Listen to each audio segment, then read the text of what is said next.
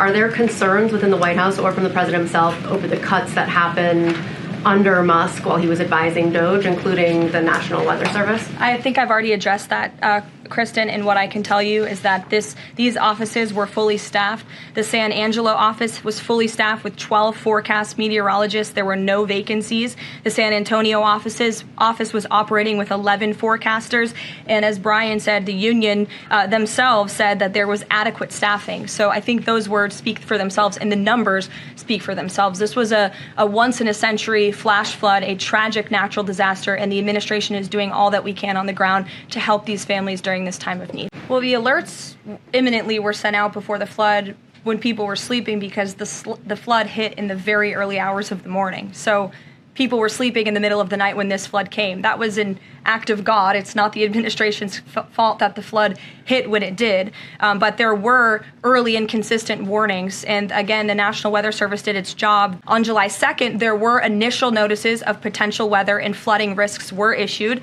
On July 3rd, escalating warnings throughout the day with a flood watch issued at 1:18 p.m.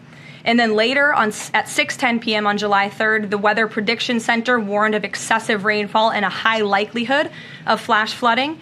At 6:22 p.m. July 3rd, National Weather Center issued a hydraulic warning, highlighting considerable flooding risks, including in Caryville County. And then there were the timely flash flood alerts at 11:41 p.m., 1:14 a.m., and then another flash flood emergency warning issued at 4:03 a.m. just before the flood hit. So those were all of the warnings that went out to the affected area and region.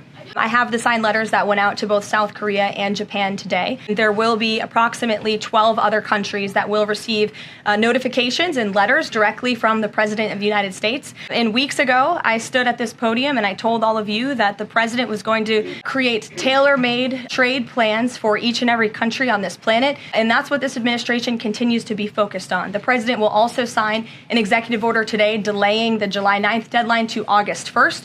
So the reciprocal tariff rate or these new rates that will be provided in this correspondence to these foreign leaders will be going out the door within the next month, or deals will be made. And those countries continue to negotiate with the United States. We've seen a lot of positive developments in the right direction, but the administration, the president, and his trade team want to cut the best deals for the American people and the American worker. That's what they're focused on. And in the effort of transparency, these letters will continue to be posted to Truth Social, so you can enjoy them yourself. Go ahead. We inherited a mess, and I'm not sure where all these deficit hawks were when Team Biden was blowing out the deficit. So last year was 6.7% of GDP, which was the highest it had been when we weren't in a recession, weren't at war. As your previous guest said, we don't have a tax collection problem. We have a spending problem, and we're trying to get that under control.